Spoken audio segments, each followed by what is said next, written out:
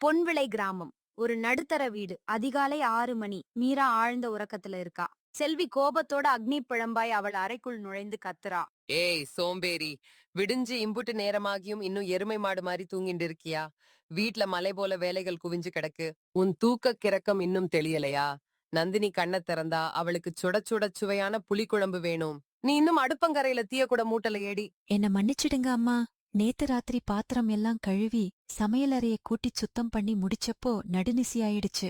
உடம்பெல்லாம் ரண வேதனையா இருந்ததால காலையில கண் திறக்க முடியலம்மா.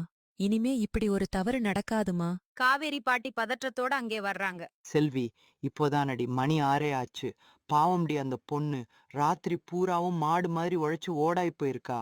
நேத்து வந்த அத்தனை விருந்தாளிகளுக்கும் அடிமை வேலை செஞ்சாளே. கொஞ்ச நேரம் அந்த பச்சை மண்ணை தூங்க விட்டா உன் தலையா உருண்டு போயிடும். போதும் அத்தை, தேவையில்லாம எனக்கு நீதி போதனை பேசாதீங்க. நீங்க எப்பவும் இவளுக்கு முட்டுக் கொடுத்து காரியம் சாதிக்கிறீங்க. அதனாலதான் இவளுக்கு தலைக்கணம் ஏறி போச்சு. மீரா, அந்த புளிக்குழம்புல மசாலாவை எல்லாம் சரியான அளவுல போட்டு நாவூரும் சுவையில வைக்கிற வழிய பாரு. அம்மா நீங்க கோபப்படாதீங்க. நான் இப்போவே அடுப்பங்கரைக்கு ஓடுறேன். தங்கச்சி நந்தினி முழிச்சு வர்றதுக்குள்ள சுவையான புளிக்குழம்ப தயாரிச்சு வச்சுடுறேன்மா. மீரா மௌனமாகச் சொட்டும் கண்ணீரை துடைத்தபடி துடைப்பம் பிடித்து தரையை பெருக்கிறா. அப்புறம் அடுப்பை மூட்டி சமையலுக்கான பொருட்களை தயார் செய்யறா. மகளே மீரா, வாடி. என் தளர்ந்த கையாலையாவது உனக்கு கொஞ்சம் உதவி பண்றேன். வேண்டாம் பாட்டி. உங்க உடம்பு வேற முடியாம இருக்கு. நீங்க போய் ஓய்வெடுங்க பாட்டி. இந்த அடியவள் எல்லாத்தையும் பார்த்துக்கிறேன். சிறிது நேரம் கழித்து மீரா அனைவருக்குமான அறுசுவை உணவை தயார் செய்து முடிக்கிறா. நந்தினி தாமதமாக மிகுந்த அலங்காரத்தோட அகந்தையோட வெளியே வர்றா. அடடே, என் மகாலட்சுமி, என் அழகிய தேவதை நந்தினி, இன்னைக்கும் இவ்ளோ சீக்கிரமா எழுந்திருச்சு விடிவெள்ளியா வந்து நிக்கிறியாடி? வாமா வா, உன் பவளவாய்க்கு பிடிச்ச சுவையான புளிக்குழம்பு பண்ணி வச்சிருக்கேன். உட்காரு செல்லம். அச்சச்சோ அம்மா, இவ்ளோ புகழ்ச்சியெல்லாம் எனக்கு செட் ஆகாதுமா. இந்த 7 ஊர்லயும் என்னை விட அழகான பொண்ணு வேற யாருமே இல்லைன்னு எல்லாரும் என்ன வான் புகழ் புகழ்றாங்க. தெரியுமா உனக்கு? அந்த கடவுள் என்ன மட்டும் ஏன் இவ்வளவு பேரழகியா படைச்சானோ? ஏய் மீரா, சீக்கிரமா ஓடி வந்து என் ராஜகுமாரிக்கு சாப்பாடு எடுத்து வைடி. உன் பாட்டி எங்க தொலைஞ்சு போனா? இதோ கொண்டு வர்றேன் அம்மா. பாட்டி பக்கத்து வீட்டுக்கு போயிருக்காங்கம்மா. மீரா நடுக்கத்தோட உணவை எடுத்து வந்து பரிமாறுறா. செல்வியும் நந்தினியும் அதை சாப்பிடுறாங்க. உணவு அமிர்தமாக இருந்தாலும் வேணுமின்னே குறை சொல்றாங்க. அம்மா, என்ன அம்மா இது? இந்த சமையல்ல ஒரு சுவையுமே இல்லையே. இந்த மீராவோட ராசி இல்லாத கையால எதை செஞ்சாலும் அது நஞ்சாத்தான் மாறும் போல. ரொம்ப கேவலமா பண்ணியிருக்கா. ஐயோ இறைவா, என் ரத்தத்தையும் வேர்வையையும் சிந்திச் சமைச்சும் இவங்களுக்கு திருப்தி வரலையே. இதுக்கு மேல நான் எப்படி சமைக்கிறதுன்னு தெரியலையே. என் தலையெழுத்து இவ்வளவுதான் போல. மதிய நேரம். ஆற்றங்கரையில நந்தினி தன் தோழிகளோட கர்வத்தோட உட்கார்ந்திருக்கா. நந்தினி, உன் முகத்துல என்ன ஒரு புது பிரகாசம், என்ன ஒரு மேனி மின்னல். இந்த வேலூர்பட்டி மண்ணிலேயே உன்னை மிஞ்சின பேரழகி வேற யாருமே இல்லடி. ஆமா நந்தினி, நீ பேரழகிதான். ஆனா உன் அக்கா மீராவும் உனக்கு எந்த விதத்திலையும் குறைஞ்சவில்லையே. நிலவு போல எவ்வளவு கலையா லட்சிய லட்சணமா இருக்கா. அவளுக்கு எப்போ கல்யாண சாப்பாடு போட போறீங்க? ஏ மீரா எங்கடி அழகா இருக்கா? அந்த மூதேவியை அழகின்னு சொல்றியே, உனக்கு கண்ணு அவிஞ்சு போச்சா? அவளை கட்டிக்க போறவன் இந்த உலகத்திலேயே மிகப்பெரிய துரதிர்ஷ்டசாலியா தான் இருப்பான். நந்தினி, நீ ஏன் எப்ப பார்த்தாலும் உன் கூட பிறந்த அக்காவை பத்தி இவ்வளவு கொடூரமா பேசுற? அவ பார்க்க எவ்வளவு சாதுவா தங்கமான குணத்தோட தானே இருக்கா. உனக்கு எதுக்குடி அதெல்லாம்? மரியாதையா வாய மூடிட்டு வேற ஏதாச்சும் விஷயத்த பத்தி பேசு. அதே நேரம் செல்வி ஊர் பெண்களோட திண்ணையில உட்கார்ந்து அரட்டை அடிச்சுக்கிட்டு இருக்கா. செல்வி அக்கா, உன் மூத்த பொண்ணு மீராவுக்கு என்னோட சொந்தத்துல ஒரு அருமையான வரன் இருக்குக்கா. பையன் பெரிய கைராசியான வியாபாரி, தங்கமான குணம், லட்சக்கணக்குல சம்பாதிக்கிறான். மீரா அவன் கூட போனா மகாராணி மாதிரி வாழ்வாக்கா. ஐயையோ, அதெல்லாம் வேண்டாம் சாந்தா. மீராவுக்கு இப்போதைக்கு கல்யாண பேச்சே வேண்டாம். முதல்ல என் செல்ல மகள் நந்தினியோட கல்யாணத்தை அமோகமா முடிப்போம். அப்புறம் மீராவை பத்தி யோசிக்கலாம். என்ன செல்வி அக்கா இப்படி சொல்றீங்க? மீரா தானே நந்தினிய விட வயசுல பெரியவ. முறைப்படி பார்த்தா அக்கா கல்யாணம் முடிஞ்ச பிறகுதானே தங்கை கல்யாணம் நடக்கணும். அடடே, இவ்வளவு பெரிய கோடீஸ்வர பையனை இந்த மீராவுக்கு கை காட்டுறாங்களே. இவளுக்கு கல்யாணம் பண்ணி வச்சா அவ மகாராணி ஆயிடுவாளே.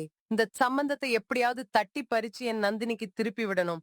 அது வரைக்கும் இவங்களோட தாளத்துக்கு தகுந்த மாதிரி ஆடுவோம். சரிதான் சரிதான், நீங்க எல்லாரும் சொல்றதுலயும் நியாயம் இருக்கத்தான் செய்யுது. முதல்ல என் மூத்த பொண்ணு மீராவுக்கே கல்யாண ஏற்பாடுகளை பார்க்கிறேன். வீடு. மாலை நேரம். செல்வி நந்தினியிடம் பேராசை பொங்கும் மகிழ்ச்சியோட ரகசியமா பேசுறா. நந்தினி, என் தங்கமே, ஒரு மாபெரும் சந்தோஷமான செய்திடி. இன்னைக்கு ஊர் பொம்பளைங்க அந்த மீராவுக்கு ஒரு கோடீஸ்வர சம்பந்தத்தை கொண்டு வந்திருக்காங்கடி. பையன் பெரிய கைராசியான வியாபாரியாம், அளவற்ற சொத்துக்களுக்கு அதிபதியாம். இதை என்கிட்ட வந்து எதுக்கு சொல்ற? போய் உன் செல்ல மக மீராவுக்கே அந்த மாட மாளிகையில கல்யாணத்தை முடிச்சு வை. அப்புறம் அவ என் தலை மேல ஏறி உட்கார்ந்து வாழ்நாள் எல்லாம் என்னை அடிமைப்படுத்தி அதிகாரம் செய்யட்டும். என் கண்ணா, என் செல்ல குழந்தைய, முழுசா கேளு. நான் அவங்க கிட்ட மேலோட்டமா மீராவுக்கு பொண்ணு பார்க்க சொல்லி சம்மதிச்ச மாதிரி தான் நடிச்சேன். ஆனா நாளைக்கு அவங்க வீட்டுக்கு வர்றப்போ மீராவை விட நீதான் லட்சணமானவ, குடும்ப பொறுப்புள்ளவன்னு அவங்க கண்ணுல காட்டி அந்த மாப்பிள்ளைய உனக்கே கட்டி வைக்க போறேன். ஆஹா, இப்போதான் அம்மா உன் புத்தி என் புத்தி மாதிரி வேலை செய்யுது. நாளைக்கு நான் தேவதைய போல அலங்கரிச்சுட்டு வந்து நிக்கிறேன் பாரு. என் பேரழகை பார்த்த அடுத்த கணமே அந்த வியாபாரி என் மாய வலையில விழுந்து எனக்கு இந்த நந்தினி தான் வேணும்னு ஒத்த காலுல நிப்பான். அன்று இரவு செல்வி தன் வஞ்சகத் திட்டத்தை செயல்படுத்த வீட்டில் பாட்டியிடமும் மீராவிடமும் கட்டளையிடுறா. ஏய் மீரா, கண்ணை திறந்து நல்லா கேட்டுக்கோ. நாளைக்கு என் செல்ல மகள் நந்தினிய பொண்ணு பார்க்க பெரிய பணக்கார வீட்டுக்காரங்க வர்றாங்க. நாளைக்கு வீடு முழுக்க அஷ்டலட்சுமியும் தங்குற மாதிரி பளிச்சுன்னு இருக்கணும். ஒரு தூசு துரும்பு இருந்தா கூட உன் தோலை உரிச்சிடுவேன். அம்மா, நீங்க கவலையே படாதீங்க அம்மா. நான் முழு கவனத்தோட இருந்து வீட்டை மாளிகை மாதிரி மாத்திடுறேன்மா. இன்னொன்னையும் நல்லா மண்டையில ஏத்திக்கோ. நாளைக்கு வர்றவங்க கிட்டயும் சரி, ஊருக்காரங்க கிட்டயும் சரி, நீதான் நந்தினிய விட வயசுல மூத்தவங்கிற உண்மைய ஒரு துளி கூட உளறிடக் கூடாது. அவளுக்கு நீதான் சின்னவள் மாதிரி காட்டிக்கணும், புரியுதா? வாயை திறந்து ஏதாச்சும் சொதப்பினே உன்னை உயிரோட புதைச்சிடுவேன். சரி அம்மா, உங்க விருப்பப்படியே நடக்கிறேன். நான் யார்கிட்டயும் எதுவும் பேச மாட்டேன்மா. அறை நள்ளிரவு நேரம். நந்தினி தூக்கம் வராமல் அம்மா கிட்டம் ஏதோ குசுகுசுக்கிறா. அம்மா, என் நெஞ்சுல ஏதோ பயம் ஓடிட்டே இருக்கு. இந்த மீரா நாளைக்கு ஏதாச்சும் தப்பு பண்ணி என் கல்யாண கனவை நாசமாக்கிடுவாளோன்னு பதறுது. அதுக்கு ஒரு வழி இருக்கு. இன்னைக்கு ராத்திரி பூராவும் இவளை கண்விழிக்க வச்சு வேலை வாங்கினோம்னா காலைக்குள்ள அத்தனை அறுசுவை சமையலும் தயாராயிடும். இவளும் களைச்சு போய் முகத்தை காட்ட முடியாம மூலையில கிடப்பா. மத்திய இரவு செல்வியும் நந்தினியும் மீராவின் அறை கதவை அசுரத்தனமா தட்டுறாங்க. ஏய் மீரா, எழுந்திருடி சோம்பேறி. விடியிற வரைக்கும் காத்திருக்காம இன்னைக்கு ராத்திரியே நீ சமையல் வேலையெல்லாம் தொடங்கணும். இன்னைக்கு ராத்திரி முழுக்க நீ கண்ணிமைக்க கூடாது, தூங்கவே கூடாது. சரிங்கம்மா, உங்க பேச்ச மீற மாட்டேன். இன்னைக்கு இரவு முழுக்க நான் தூங்காம விழிச்சு இருந்து வந்தவங்களுக்கு குறையில்லாதபடி எல்லா சமையலையும் நேரத்துக்கு தயார் பண்ணிடுறேன்மா. மீரா தனியாக இருண்ட சமையலறையில் அமர்ந்து கண்ணீர் சிந்தி காய்கறிகளை நறுக்குறா, மசாலாக்களை அரைக்குறா. விடியற்காலையில மாபெரும் விருந்துணவு தயாராகிடுது. ஏய் மீரா, இன்னும் என்னடி பண்ணிட்டு இருக்க? இல்லம்மா, நான் ஒரு நிமிஷம் கூட தூங்கலம்மா. இதோ பூரி மாவு மட்டும் பிசைஞ்சு வச்சிருக்கேன். வந்தவங்க சாப்பிடும்போது சுட சுட பொரிச்சு பரிமாறலாம்னு தான் இப்போ பண்றேம்மா. சிறிது நேரத்துல எல்லா உணவும் தயாராகிடுது. மீரா தன் காய்ந்த உடலை இழுத்து கொண்டு முழு வீட்டையும் கூட்டி பெருக்கி சுத்தம் செய்கிறா. என் ராஜகுமாரி, என் பேரழகியே எழுந்திரு. இன்னைக்கு உன் பேரழகால் அந்த மாப்பிள்ளைய மயக்க வேண்டிய நாள். அம்மா, இன்னைக்கு இந்த அலங்காரத்துல நான் தேவலோகத்து தேவ கன்னிகை மாதிரியே ஜொலிக்கிறேன் இல்லையா? இன்னைக்கு அந்த பணக்கார வியாபாரி என்ன பார்த்த அடுத்த கணமே மயங்கி விழுந்து எனக்கு இந்த அழகு தேவதை தான் வேணும்னு காலடியில கெஞ்சுவான் பாரு. சிறிது நேரத்துல விருந்தினர் வர்றாங்க. மாலதி என்ற பெண்மணியும் அவளது மகனும் வீட்டின் முகப்பிற்குள் நுழையிறாங்க. வாங்க வாங்க மாலதி அம்மா, உங்களை அஷ்டலட்சுமியே என் வீட்டுக்குள்ள காலடி எடுத்து வச்ச மாதிரி வரவேற்கிறோம். இதோ பாருங்க, இதுதான் என் செல்ல மகள் நந்தினி. குலவிளக்கு மாதிரி சாமுத்திரிகா லட்சணங்கள் அத்தனையும் நிறைஞ்ச பேரழகி. படிப்புல மட்டுமில்ல, சுசீலமான நல்ல குணத்திலையும் இவளுக்கு நிகர் இவளேதான். ஆஹா, என்ன ஒரு தேவதை போன்ற தோற்றம். பேரழகியா இருக்கே பெண்ணே. படிப்பு என்ன படிச்சிருக்க? வீட்டு பொறுப்புகளும் சமையல் கலையும் உனக்கு கைவந்த கலையா? நான் கல்லூரியில பட்டம் பெற்றிருக்கேன் அத்தை. படிப்போட சேர்த்து வீட்டு பொறுப்புகளையும் அறுசுவை சமையலையும் எங்க அம்மா கிட்ட இருந்து முழுசா கத்துக்கிட்டேன் அத்தை. விருந்தினர்கள் மீரா தன் உயிரை கொடுத்து சமைத்த அறுசுவை உணவை ருசித்து வியப்பின் உச்சிக்கு போய் பாராட்டுறாங்க. ஆஹா, என்ன ஒரு அமிர்தமான சுவை. இந்த சமையல்ல தேவலோகத்து ருசியே அல்லவா சொட்டுது. இதை சமைச்ச அந்த புண்ணியகரம் யாருடையது? வேற யாரு மாலதி அம்மா? எல்லாம் என் பொண்ணு நந்தினியோட கைவண்ணம் தான். அதிகாலை 5 மணிக்கே எழுந்து பசி தூக்கத்தை பாராம இந்த சமையலறையிலேயே தவமாய் இருந்து செஞ்சாளே. ஆஹா, என் வீட்டுக்கு வர்ற மருமகள் நிஜமான அன்னபூரணியேதான். இந்த காலத்துல இவ்வளவு பேரழகியாவும் அதே நேரத்துல இவ்வளவு கடின உழைப்பாளியாவும் ஒரு பொண்ணு கிடைக்கிறது கோடி புண்ணியம் செஞ்சிருக்கணும். சிறிது நேரம் சுமூகமாக பேச்சுவார்த்தை நடந்த பிறகு சம்பந்தம் ஆணித்தரமாக உறுதியாகிடுது. விருந்தினர் மனநிறைவோடு புறப்படுறாங்க. காவேரி பாட்டி நெஞ்சம் விம்மி மனதுக்குள் நினைக்கிறாங்க. அப்பாடா, அந்த இறைவன் புண்ணியத்துல அகந்தை பிடிச்ச நந்தினிக்கு ஒரு நல்ல இடத்துல வாழ்க்கை அமைஞ்சிடுச்சு. இப்போ அந்த அனாதையா தவிக்கும் மீராவுக்கும் ஒரு நல்ல தர்மவான கண்டுபிடிச்சு அவ வாழ்க்கைய வெளிச்சமாக்கணும். பாட்டி யாருக்கும் தெரியாமல் வெளியே சென்று அண்டை வீட்டுக்காரி சாந்தாவை ஆவலோடு சந்திக்கிறாங்க. சாந்தா, என் மூத்த பேத்தி மீராவுக்காக என் நெஞ்செல்லாம் தீயாய் எரியுதுடி. அவளுக்கு ஏதாச்சும் நல்ல வரன் இருந்தா சொல்லுடி. அவ பட்ட கஷ்டத்துக்கெல்லாம் ஒரு விடிவு காலம் வரணும். கவலைப்பட்டு கண்ணீர் சிந்தாதீங்க காவேரி அக்கா. என் கைவசம் ஒரு தங்கமான குடும்பம் இருக்கு. பையன் பெரிய தானியக் கடை அதிபர். லட்சமா சம்பாதிக்கிறான். நாளைக்கே அவங்கள உங்க வீட்டுக்கு வரவழைக்கிறேன் அக்கா. பாட்டி அளவில்லா மகிழ்ச்சியுடன் வீடு திரும்பி அத்தனை பேருக்கும் அந்த செய்தியை தெரிவிக்கிறாங்க. எல்லாரும் சந்தோஷமா கேளுங்கடி. நாளைக்கு என் பேத்தி மீராவ பொண்ணு பார்க்க பெரிய இடத்துல இருந்து சம்பந்தக்காரங்க வர்றாங்க. அடடே, என் கல்யாண பேச்சே இன்னும் முழுசா முடிஞ்சு காயல. அதுக்குள்ள இந்த மூதேவிக்கும் உடனே மாப்பிள்ளை வீட்டார் வந்துடுவாங்களோ? என்ன ஒரு அவசரம். அத்தை, உங்களுக்கு என்ன தலை சுத்தி போச்சா? இந்த லட்சணம் இல்லாத மீராவை யாராவது விருப்பப்பட்டு கல்யாணம் பண்ணிப்பாங்களா? அவளுக்கு ரூபமும் இல்ல, எந்த ராசியும் இல்ல. அவளை கட்டிக்க போறவன் ஏதோ பிச்சை எடுக்கிற வறுமையில வாழ்ற ஏழையாத்தான் இருப்பான். மறுநாள் யாரும் எதிர்பார்க்காத வகையில மாபெரும் குதிரை வண்டியும் சொகுசு வாகனமும் வீட்டின் முன் வந்து கம்பீரமா நிக்குது. அதிலிருந்து ஒரு கம்பீரமான அழகிய இளைஞனும் அவனது அன்னையும் இறங்குறாங்க. இத பார்த்த நந்தினியும் செல்வியும் அதிர்ச்சியில உறைந்து போறாங்க. அட பாவமே, இது என்ன கொடூரம்! இந்த மாப்பிள்ளை வானதேவனைப் போல எவ்வளவு கம்பீரமா அழகா இருக்கான். நான் போக போற மாமியார் வீட்டை விட இவங்க கோடான கோடி சொத்துக்களோட பேரரசர்களா இருக்காங்களே. அந்த துரதிர்ஷ்டக்கார அனாதை பொண்ணுக்கு இப்படி ஒரு ராஜயோக அதிர்ஷ்டம் அமையுமா? இதையெல்லாம் நான் பார்க்க வேண்டியிருக்கே. வாங்க வாங்க ஐயா, இதுதான் என் மூத்த பேத்தி மீரா. தங்கமான குணம், சாந்தமான சுபாவம் கொண்ட உத்தமமான பொண்ணுங்க. விருந்தினர்கள் மீராவின் களங்கமில்லாத அமைதியான முகத்தை பார்த்த அடுத்த கணமே அவளிடம் மனதை பறிகொடுக்கறாங்க. எங்களுக்கு உங்க பேத்திய ரொம்ப ரொம்ப பிடிச்சிருக்குங்க.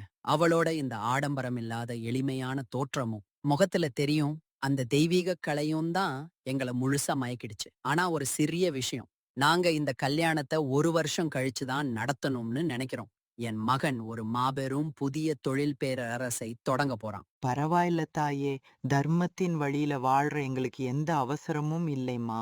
சம்பந்தம் மனப்பூர்வமாக உறுதியாகிடுது. பாட்டியின் கண்களில் ஆனந்த கண்ணீர் வழியுது. நந்தினியும் செல்வியும் வெளியே போலி சிரிப்போட அமைதியா நின்னாலும் உள்ளுக்குள்ள பொறாமை தீயில கருகி போறாங்க. இரவு நந்தினியும் செல்வியும் நெஞ்சில பொறாமை தீயெரிய ஆத்திரத்தின் உச்சத்துல உட்கார்ந்திருக்காங்க. அம்மா, என் நெஞ்சமே வெடிச்சுடும் போல இருக்கு. இது எப்படி சாத்தியமாகும்? இந்த வீட்டுல ஒரு அனாதை மாதிரி எந்த பெருமதியும் இல்லாம கிடந்த அந்த மீரா என்னை விட மாபெரும் கோடீஸ்வர வீட்டின் மகாராணியா மாற போறாளா? இந்த அவமானத்தை என்னால சாகுற வரைக்கும் ஏத்துக்கவே முடியாது. நீ சொல்றது அத்தனையும் உண்மைடி என் செல்லமே. இந்த சம்பந்தம் மட்டும் நடந்துடுச்சுன்னா பெற்ற மகளை விட சிற்றன்னை மகள்தான் பேரதிர்ஷ்டசாலி. நந்தினி அவளுக்கு கீழே பின்தங்கிட்டான்னு இந்த 7 ஊரும் நம்மள பார்த்து எள்ளி நகையாடும்டி. இது என் வாழ்நாளுக்கே தீராத பேரவமானம். எனக்கு ஒரு விஷயம் ஆணித்தரமா புரியுதாமா? அந்த கிழவி இந்த வீட்டுல இருக்கிற வரைக்கும் மீராவோட எந்த சம்பந்தத்தையும் நம்மளால அசைக்க கூட முடியாது. அந்த கிழவி போற இடத்துல எல்லாம் இவளுக்கே முட்டு கொடுத்து கூவுறா. அப்போ நாம என்னதான் பண்றது? இந்த கிழவியை எப்படி இந்த வீட்டை விட்டே நிரந்தரமா துரத்தி அடிக்கிறது? மறுநாள் காலை தபால்காரன் ஒரு கடிதத்தோடு வீட்டின் வாசலுக்கு வர்றான். நந்தினி, இப்போ அந்த இறைவனே நம்ம பக்கம்தான் இருக்கான். இதோ பாரு, இது ஒரு கல்யாண அழைப்பிதழ். இந்த கிழவியோட அத்தை வீட்டு பையனுக்கு கல்யாணமாம். அடடே, என் பெற்ற மகராசி வீட்டிலிருந்து கடிதம் வந்திருக்கே. கல்யாணத்துக்கு வந்து சில மாசம் அங்கே தங்கிட்டு போக சொல்லி அன்பா கூப்பிட்டு இருக்காங்களே. கல்யாண பத்திரிக்கை வந்த அப்புறம் போகாம இருக்க முடியுமா அத்தை? சொந்த பந்தங்களின் உறவை பேணி பாதுகாக்கிறது தானே முக்கியம். நீங்க சந்தோஷமா போயிட்டு வாங்க. ஆமாடி மகளே, ஆனா என் தங்கக்கட்டி மீரா இங்க தனியாயிடுவாளேடி. அவளை நினைச்சாதான் என் நெஞ்சில ஏதோ கெட்ட சகுனம் தோணுது. பயமா இருக்குடி. அத்தை, நீங்க ஏன் தேவையில்லாம போட்டு மனசை குழப்பிக்கிறீங்க? நீங்க இல்லாத நேரத்துல நாங்க எல்லாம் அவளுக்கு பாதுகாப்பா இங்க இருக்க மாட்டோமா? நீங்க எந்த கவலையும் இல்லாம நிம்மதியா போயிட்டு வாங்க. பாட்டி, நீங்க கண்டிப்பா போய் உங்க சொந்த பந்தங்களை பாத்துட்டு வாங்க பாட்டி. இம்புட்டு காலமா எங்களுக்காகவே உழைச்ச நீங்க சொந்த ஊருக்கு போய் கொஞ்ச நாள் நிம்மதியா சந்தோஷமா இருந்துட்டு வாங்க பாட்டி. காவேரி பாட்டி தன் துணிமணிகளை எடுத்துக்கொண்டு கனத்த இதயத்தோடு புறப்படுறாங்க. மீரா வழியும் கண்ணீரோட அவங்கள வழி அனுப்புறா. பாட்டி வீட்டின் எல்லையை கடந்த அடுத்த கணமே நந்தினியும் செல்வியும் வஞ்சக புன்னகையோடு ஒருவரை ஒருவர் பாத்துக்கிறாங்க. அம்மா, நாம எதிர்பார்த்த அந்த பொன்னான நேரம் வந்தாச்சு. இப்போவே நான் என் தோழிகளை இழுத்துட்டு ஓடிப்போய் அந்த மாப்பிள்ளையோட அம்மா மனசுல மீராவை பத்தி கொடூரமான விஷத்தை கக்குவேன். அந்த மாப்பிள்ளை வீட்டாரு தானாவே ஓடி வந்து இந்த சம்பந்தத்தை அடியோட முறிச்சு எறிவாங்க பாரு. அசத்திட்டடி என் ராஜகுமாரி. ஆனா ஒண்ணு மட்டும் மனசுல நல்லா இருக்கட்டும். இந்த சதி திட்டத்துல நமக்கு எந்த பங்கும் இல்லாத மாதிரி ஊர் முன்னாடி மாதிரி நடிச்சுக்கணும். புரியுதா? ஊர் மையம். நந்தினி தன் தோழியோட நடந்து போறா. எதிரே மாப்பிள்ளையின் தாய் மாலதி வர்றாங்க. மாலதி அத்தை, உங்ககிட்ட ஒரு மாபெரும் உண்மைய போட்டு உடைக்கணும்னு என் மனசு துடிச்சிட்டு இருந்துச்சு. இத சொல்லாம மறைச்சா என் மனசாட்சியே என்ன மன்னிச்சுக்காது அத்தை. என்ன விஷயம் பண்ணே? ஏன் உன் முகம் இவ்வளவு கலங்கி போயிருக்கு? அந்த மீராவை பத்தி தான் அத்தை. அவ வெளியில உத்தமி மாதிரி நடிக்கிறா. ஆனா உள்ளுக்குள்ள கொடூரமான விஷப்பாம்பு. அவளுக்கு ஒரு சுக்கு கூட சமையலும் தெரியாது, குடும்ப பொறுப்பும் தெரியாது. நாள் பூராவும் தெரு தெருவா அலைஞ்சு ஊர் சுற்றும் பயல்களோட சிரிச்சு பேசிட்டு திரியறது தான் அவளோட நிஜமான முகம். என்னடி சொல்ற? நாங்க நேர்ல வந்தப்போ அத்தனை அமைதியான அடக்கமான பொண்ணா லட்சணமா தெரிஞ்சாளே. மாலதி கோபத்தின் உச்சத்துல எதுவும் பேசாம ஆவேசமா நடந்து போறாங்க. நந்தினியும் தோழியும் வஞ்சகச் சிரிப்போடு ஒருவரை ஒருவர் பாத்துக்கிறாங்க. சிறிது நேரத்துல மாலதி காளிதேவியைப் போல ஆத்திரத்தோட மீராவின் வீட்டை அடையறாங்க. ஏய் அநியாயக்காரங்களா, எங்களை ஏமாத்தி பிழைக்க பாத்தீங்களாடா? எங்கேடி அந்த யோக்கிய சிகரம் மீரா? மீரா பயந்து நடுங்கியபடி கண்ணீரோடு வெளியே வர்றா. அத்தை, என்ன ஆச்சு அத்தை? ஏன் உங்க முகம் இவ்வளவு அக்னி பழம்பா கொதிக்குது? சி, என் முன்னாடி வந்து நிக்காதேடி. உன் பாட்டி என் முன்னாடி உன்னை அன்னபூரணி மாதிரி நல்லவன்னு காட்டி நாடகமாடி இருக்கா. உண்மையில நீ எந்த வேலைக்கும் உதவாத சோம்பேறியும் நடத்தை கெட்டவளும் ஆடி. ஐயோ அத்தை, இது அத்தனையும் பச்சை பொய் அத்தை. யாரோ என் வாழ்க்கையை அழிக்க வேணும்னே உங்க மனசுல விஷத்தை தூவி இருக்காங்க. என் மனசாட்சி சுத்தமா இருக்கு அத்தை, என்ன நம்புங்க. போதும் நிறுத்துடி உன் பொய்யான கண்ணீரை. இனிமே எந்த விளக்கத்தையும் கேட்க நான் தயாராக இல்லை. என் வீட்டுக்கு வர்ற மருமகள் இப்படிப்பட்ட ஒழுக்கங்கெட்டவளா இருக்க முடியாது. இந்த சம்மந்தம் இதோட அடியோட முறிஞ்சு போச்சு. மாலதி ஆத்திரத்தோட அங்கிருந்து போறாங்க. மீரா நிலை குலைந்து தரையில விழுந்து கதறி அழுறா. செல்வி அதை ஏளனத்தோட பாத்து கொண்டிருக்கா. நிறுத்துடி உன் நாடக அழுகைய. உன்னோட இந்த லட்சணங்கெட்ட நடத்தையால இன்னைக்கு ஊர் முன்னாடி எங்க மானமே கப்பலேறி போச்சு. அம்மா, நான் உங்களுக்கு அப்படி என்ன துரோகம் செஞ்சேன்? தயவு செஞ்சு பாட்டி ஊர்ல இருந்து வர்ற வரைக்கும் ஒரே ஒரு தடவை காத்திருங்கம்மா. பாட்டி இருந்திருந்தா உண்மைய உணர்ந்து என் நியாயத்தை உலகத்துக்கு காட்டியிருப்பாங்க. நான் எந்த தப்பும் பண்ணலம்மா. உன் பாட்டி புராணத்தை நிறுத்து. இந்த வீட்ல இப்போ என் வார்த்தை தான் வேதம். இந்த வாரத்துக்குள்ள உன்னை ஏதோ ஒரு மூளைக்கு தாரை வார்த்து கல்யாணத்தை முடிச்சு தொலைக்கிறேன். அம்மா, நான் உங்க காலடியில விழுந்து கெஞ்சி கேட்டுக்கிறேம்மா. ஒரே ஒரு தடவை பாட்டிய வர விடுங்கம்மா. அதுக்கப்புறம் நீங்க யார கட்டிக்க சொன்னாலும் நான் மறுபேச்சு பேசாம ஏத்துக்கிறேன்மா. அடுத்த நாள் இளங்கோ என்ற உழைப்பாளி இளைஞன் தன் தோழன் ரகுநாதனுடன் தேநீர் கடையில உட்கார்ந்திருக்கான். இளங்கோ, அந்த பொன் விளை கிராமத்து செய்தியை கேள்விப்பட்டியா? அந்த பாசக்கார பொண்ணு மீராவோட கல்யாண சம்பந்தம் முறிஞ்சு போச்சாம். இப்போ அவளோட சிற்றன அவசரமா அவளை யாராச்சும் ஒருத்தனுக்கு கட்டி வச்சு துரத்த பாக்குறாளாம். மீராவை பத்தி எனக்கு நல்லாவே தெரியும் ரகுநாதா. அவ தங்கமான குணமுள்ள உத்தமிடா. அந்த வீட்டுல அவளை ஒரு அடிமை மாடு மாதிரி வேலை வாங்குறத நான் என் கண்ணாலேயே பாத்திருக்கேன். அப்படிப்பட்ட நல்ல பொண்ணுக்கு இப்படி ஒரு அநியாயம் நடந்தது சற்றும் சரியில்லடா. அப்போ நீயே ஏன் அவளை கல்யாணம் பண்ணிக்க கூடாது? நீயும் நேர்மையான நல்ல மனுஷன், அவளும் லட்சணமான பொண்ணு. உங்களுக்குள்ள ஒரு நல்ல வாழ்க்கை அமையுமேடா. நான் ஒரு ஏழை தொழிலாளி ரகுநாதா. அவளோட வாழ்க்கைக்கு நான் தகுதியானவனா இருப்பேனான்னு தெரியல. ஆனா அந்த பொண்ணோட தூய்மையான மனசு மேல எனக்கு மாபெரும் மரியாதை இருக்குடா. நான் இப்போவே போய் அவளோட சிற்றன்னை கிட்ட நியாயமா பேசி பாக்குறேன். சில நாட்களுக்கு அப்புறம் நந்தினியின் திருமணம் கோலாகலமா நடக்குது. என் பேரழகியே, என் ராஜகுமாரி, இன்னைக்கு உன் பொன்னான புது வாழ்க்கை தொடங்க போகுதுடி. இந்த மாபெரும் மாட மாளிகையில நீ அஷ்டலட்சுமியா கோடி செல்வங்களோட அளவற்ற சந்தோஷத்தோட வாழ போறேன்டி. ஆமா, இனிமே நான் இந்த மாபெரும் கோட்டீஸ்வர வீட்டின் மூத்த மருமகள். இந்த அரசாங்கத்திற்கே நான் தான் மகாராணி. இனி என் வார்த்தை தான் வேதம். சிறிது காலம் கழிச்சு மீராவின் திருமணமும் எளிய முறையில நடக்குது. செல்வி ஏழை தொழிலாளியான இளங்கோவுக்கு மீராவை மணமுடிச்சு வைக்கிறா. மீரா, இதுதான் உன் தலையெழுத்து, உன் விதி. இந்த இளங்கோ ஒரு பரம ஏழை கூலி தொழிலாளி. அவனோட வறுமை நிறைந்த வாழ்க்கைய நீ ஏத்துக்கிட்டுத்தான் தீரணும். சரிங்கம்மா, இதுதான் என் விதி அமையணும்னு அந்த இறைவனின் விருப்பம்னா அத நான் முழு மனசார புன்னகையோட ஏத்துக்கிறேம்மா. மீரா தன் ஏழ்மையான புகுந்த வீட்டிற்குள் நுழையிறா. இளங்கோ அவளை மாபெரும் மரியாதையுடனும் அன்புடனும் வரவேற்கிறான். மீரா, நாம ஏழையா இருக்கலாம், உண்ண உணவும் உடுக்க உடையும் குறைவாக இருக்கலாம். ஆனா உன்னை மரியாதையோடும் அன்போடும் என் உயிரை கொடுத்தாவது காப்பாற்றுவேன். ரொம்ப நன்றிங்க. உங்க இந்த வார்த்தைகளும் அன்பும் தான் இந்த உலகத்திலேயே எனக்கு கிடைச்ச மாபெரும் புதையல். நாட்கள் கடக்குது. மீராவும் இளங்கோவும் தங்கள் சிறிய எளிய குடிசையில மனநிறைவோடும் அளப்பரிய அன்போடும் வாழ்றாங்க. மீரா, இன்னைக்கு நான் கூலி வேலையில கடினமா உழைச்சதால கொஞ்சம் கூடுதல் பணம் கிடைச்சதுடி. உனக்கு ரொம்ப பிடிச்ச அழகான புது புடவைய வாங்கி தர்றேன்டி. ஐயோ வேணாங்க, அந்த பணத்தை சேமிச்சு வைங்க. எனக்கு இந்த ஆடம்பர புடவையெல்லாம் வேண்டாம். உங்க இதயத்துல இருக்கிற இந்த தூய்மையான அன்பே எனக்கு கோடி பொண்ணுக்குச் சமம். நந்தினி தன் புகுந்த வீட்டில் பெருமையிலும் அகந்தையிலும் திளைக்கிறா. இனிமே இந்த மாளிகையில என் அதிகாரம் மட்டும்தான் செல்லுபடியாகும். நான் தான் இந்த வீட்டின் ஒரே முடிசூடா மகாராணி. மாதங்கள் கடக்குது. வீட்டுல தனியாக இருக்கும் செல்வியின் உடல்நிலை கொடூரமாக மோசமடையத் தொடங்குது. செல்வி அக்கா, ஐயோ என்ன ஆச்சு உங்களுக்கு? உடம்பெல்லாம் இப்படி தளர்ந்து போய் கிடக்குறீங்களே. என்னன்னே தெரியல சாந்தா, கொஞ்ச நாளா உடம்புல தெம்பே இல்ல, நோய் நொடிகள் என்னை உலுக்குது. இந்த வறுமை படுக்கைய விட்டு என்னால எழவே முடியலடி. வைத்தியர் செந்தில் அவசரமா வீட்டுக்கு அழைக்கப்படுறாரு. செல்வி அம்மா, உங்க உடம்பு ரொம்பவே பலவீனமாயிடுச்சு. உங்களுக்கு முழு ஓய்வும் அன்பான பராமரிப்பும் மிக மிக அவசியம். இந்த வயசுல தனியா கிடைக்குது ஆபத்து. உங்களை கண்ணிமை போல கவனிச்சுக்க உங்களோட யாராவது கூடவே இருக்கணும். என்ன பாத்துக்க இப்போ யாரு இருக்காங்க வைத்தியரே? என் செல்ல மகள் நந்தினி ரொம்ப தூரத்துல பெரிய மாளிகையில வாழ்ந்துட்டு இருக்கா.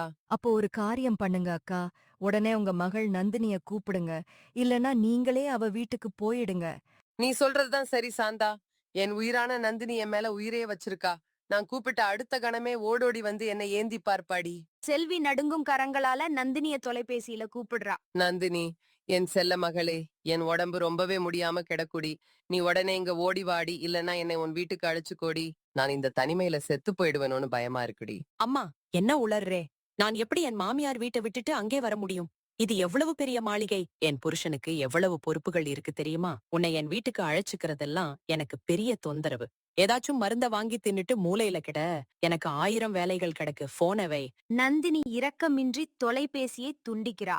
செல்வியின் கண்களிலிருந்து இரத்த கண்ணீரே வழியுது. ஐயோ இறைவா, இது என்ன கொடூரமான விதியை எனக்கு காட்டுற.